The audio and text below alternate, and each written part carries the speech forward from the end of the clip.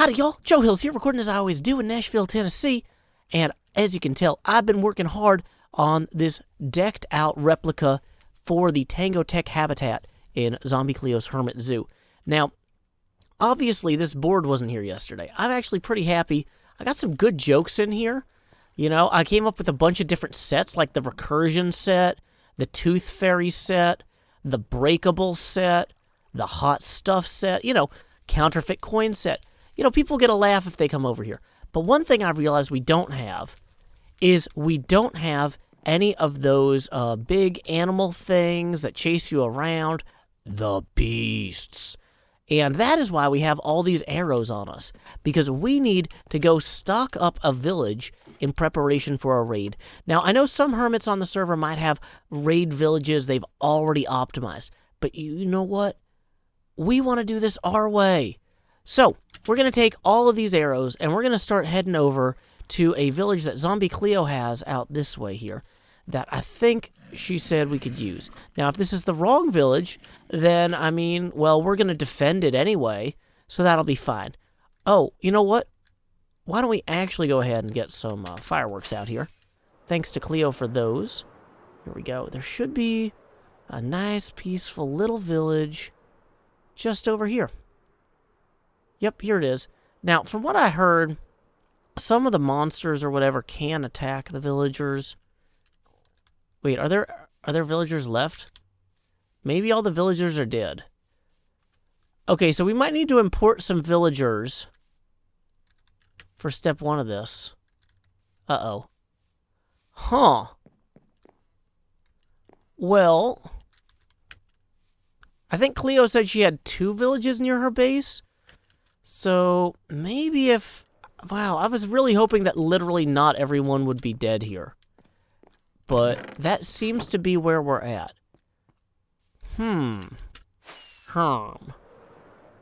Really? Really, just everyone. Every single villager. Okay. Well, I was gonna, like, try to figure out where to secure a base of operations and things like that for the raid, but you know what? Maybe let's try the other village, which should be somewhere over the rainbow. Hopefully way up high.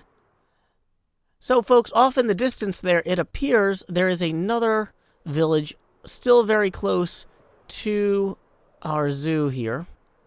Hopefully there is at least one living villager. That would be great. Howdy, living villagers. Joe Hills here. Starting to have real concerns about your well-being, as I always do. In Nashville? Hello? Are they buried underneath here? No.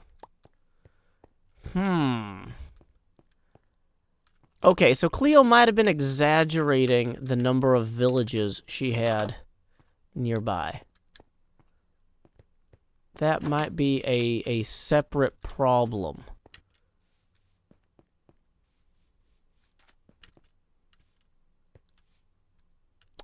Because, yeah, I mean, I'm looking at this, and this feels like a ghost town.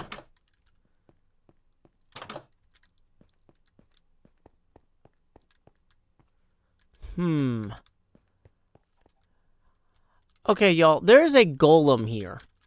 So that says to me that there's probably villagers somewhere in the area. Like, I don't think the golem would have survived this long, quote-unquote, in the wild. So, maybe, if we get lucky, I'm just going to crash and burn like a million times. Maybe somewhere near there, we can find at least one villager. That's just a sheep.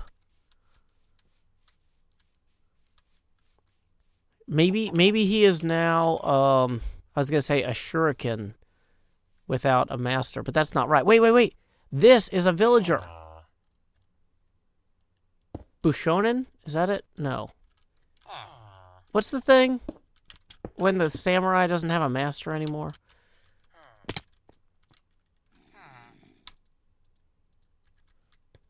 Okay, well, this is going pretty poorly, and if I get this guy killed right now, I'm going to be, like, super mad at myself, and I was going to say and others. It'll just be me. I'll just be mad at me. But...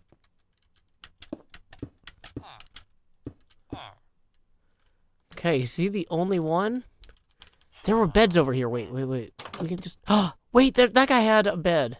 And a guy. And there's a guy here. Okay, you stay here. Don't leave. Now that we know there's 2 villagers here, that's a village. If we can kill a bannerman from a raid of pillagers, that bad omen will allow us to set up a actual village raid right here. We have to endure several raids, or waves of raids, in order to actually do this fight. Now, I don't want to set up my camp too close to these 2 villagers, because I don't want them to get caught in the crossfire. But we do need to be relatively close by.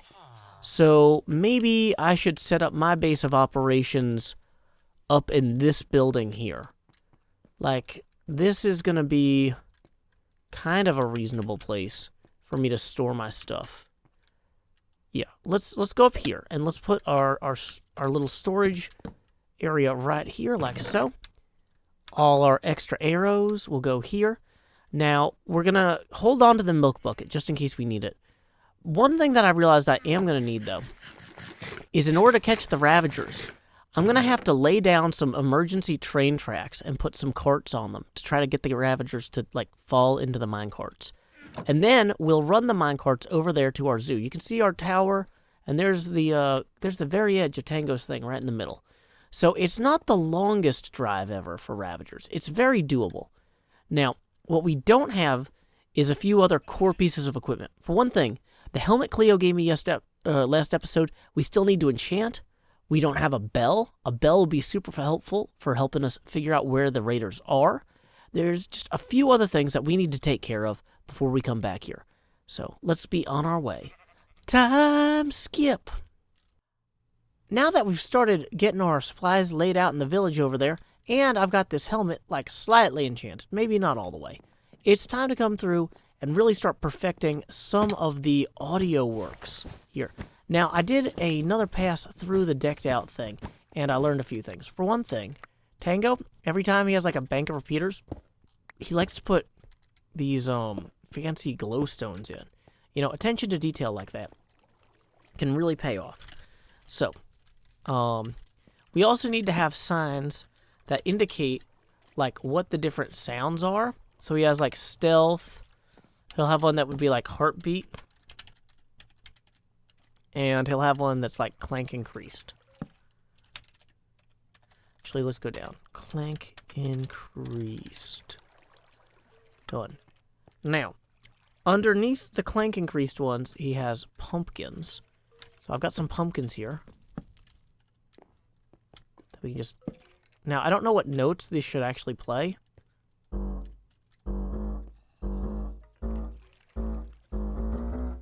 Yeah, so that's not, optimal, but it's a start. And, from there, we also know we need to get some bone blocks to put under the stealth one. So, I don't know which notes it actually should be, but we'll worry about that next. That's not the problem for right now. Now, these two, I went and checked. These just have normal stone under them, so... So I'm guessing that one should sound something like that. Could we just get a little bit of a redstone torch here and see how that sounds?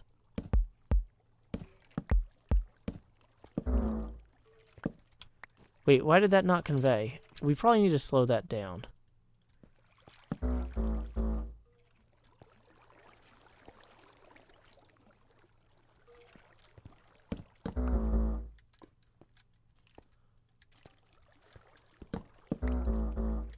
So the notes aren't right, but that's fine. And this one is broadly wrong. One of the reasons we actually started ripping up the wool was I realized that there's actually color coding for each of these. The stealth one should be magenta underneath. So we need to have that kind of run into here. Whoops, not doing that.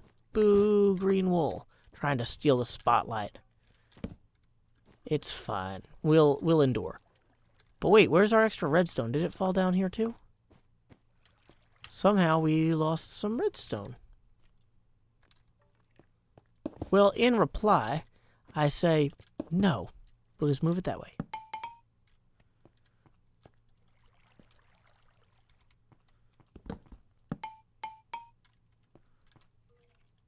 That's too many.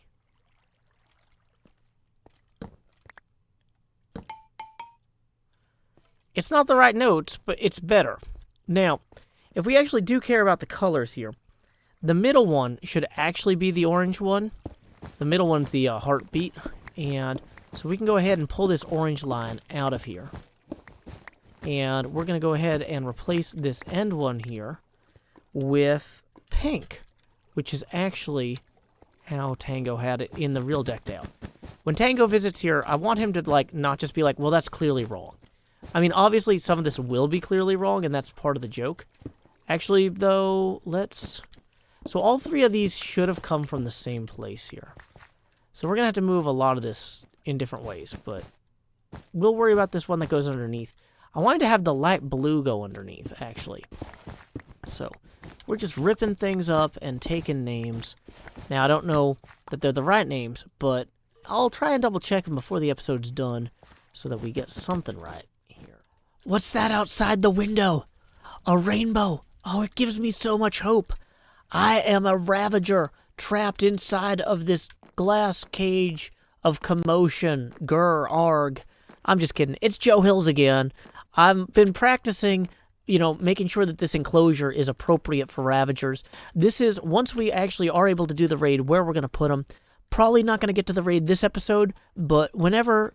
fortune does strike and we do get that bannerman killed and are able to do that, we need to have a place to roll the Ravager to via train track.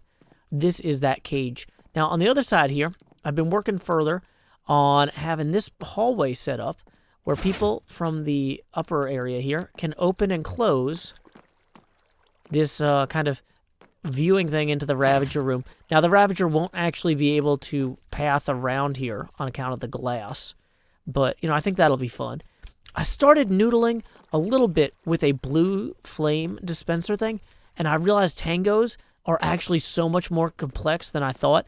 I was like, oh yeah, I can just throw a blue flame over here. No, wrong. Every part of this is an accident or an aberration or an affront. Tango worked so hard figuring out that blue flame thing, and it's going to be huge. So what's actually going to happen, probably, is I'm going to have to expand out this way and build the blue flame container with the soul flame puncher thing here. So the idea is that somebody inside of here, having survived that trap, having seen the Ravager, can come over here and punch a little bit of blue flame. But we're not there yet. In the meantime, one thing I've been working on, though, is getting the sounds all set up. Thanks to everybody in my Twitch chats and whatever, YouTube chats, who are like, I know what notes are. Wait, let me not talk over it. Brilliant. And finally, it's not perfect, but it's close enough. It's close enough, and I'm happy about it. So, you know what? We have other things to be happy about. This weekend is the Love Tropics fundraiser for Oceania. I don't know if y'all keep up with Love Tropics. They're an organization led by some of the folks who do the Love Tropic mod, including Cojo from the Minecraft development staff. And they have been working with different environmentally themed charities around the world for the last couple of years. This year, their charity of choice is Oceania. And CubFan and I are on the hook for a Sunday 2-hour window where we are going to have to build a coral reef. That's a coral reef out of wool and populate it with fish based on folks' donations to Oceania during that stream. So I hope you will join us on Sunday. The time and link will be in the description below. But you know what? Let's head over to my area by the Strait of Joebraltar now. No, Scar, don't go that way. Go to the Strait of Joebraltar to support Oceania. Or Oceania. Oh, don't you cry for me. I'm gonna mispronounce 1 or 2 or 3 things. Time skip. Welcome back to the Strait of Joebraltar. I am proud to say that this is going to be the home of a little bit of a charity stream monument Cub Fan and I are going to be working on during the Love Tropics event. We are going to fill this little cove here with all sorts of like beautiful little custom fish and all sorts of other stuff. Some different blocks, depending on how much people tip. They might get a little fish, they might get a big fish, they might get a giant unique fish. We're going to have a core wool reef. We're going to light this whole place up with sea pickles and with other underwater lighting befitting the depths. You know, at the same time, though, I'm realizing some of my Halloween decorations here are going to have to go. And, oh no, I just wasted all my sand. I might need to make a quick run to the mining desert and also go to bed. It's hard to do both at the same time, so let's go to sleep first. Time skip. As you can see, some time has passed. The sun is setting reasonably fast. But what we're going to do is we're going to go ahead and remove some of the Halloween touches on the server here. You know, I kind of wanted the entrance to this area to feel like Halloween because this is the entrance to the Halloween area over there. But now that it's also going to be the Love Tropics area, I'm kind of on the fence. Do I turn the whole thing into red sand, or do I turn the whole thing into white sand? I think first thing we're going to do is we're going to remove all of the black and purple sand and replace it with the red. See if it still feels too weird. If so, we'll switch to the white sand. But, of course, I'm actually picking up a whole bunch of other blocks I did not intend to. That's fine. I think I might leave the shroom lights in for now. I do like the red sand, and there are red sand beaches in the real world, I think. That might be a lie. I need to do literally any red sand beach research before the event so I can justify these things. You know, Timothy Oliphant, great guy, huge inspiration, so I want to do everything the way he would in a justified manner. So let's go ahead and just kind of keep cleaning up some of this sand here and there and here. It is everywhere. I don't know. Well, folks, as you can see, we have made our skylight a little bit less Halloween themed, a little bit less spooky, but we have also gone through Zombie Cleo's base and gathered all of the signs that we will need, hopefully. I harvested a lot of birch trees to make these. Although, you know what? Good problem to have if we get more tips than this. As you can see, $10 during the stream will get you a wool block with your name in the coral reef. $25 will get you a baby block fish with your name. $100 will get you a big fish with your name. And $500 will get you a unique big fish designed by the hermits with your name. That's, once again, Sunday at 11 a.m. Eastern Standard Time, which is 1600 GMT. Hope that you join Cub Fan and I for that. We will have a blast. I've already got plenty of wool here to get started on the reef. Cub is supposed to be gathering more. I don't know. Okay, good. He's not like standing right behind me. He jump scared me earlier during the time lapse. I was like just sobbing in my bedroom closet because I was so scared, which really says a lot about the recording situations we end up in, you know, with COVID and everything going on. But anyway, hope you guys can join us for that event on Sunday. You know what? Before I close out this episode, I might mention that this episode was mid-roll ad-free, thanks to $50 a month Patreon sponsor Kathleen Heath. In lieu of that mid-roll ad, I will now read a haiku of my own devising, which seemed appropriate given the upcoming charity event.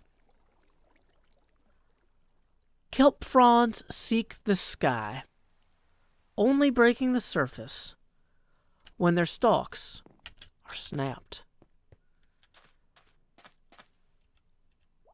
Until next time, y'all, this is Joe Hills from Nashville, Tennessee. Keep adventuring.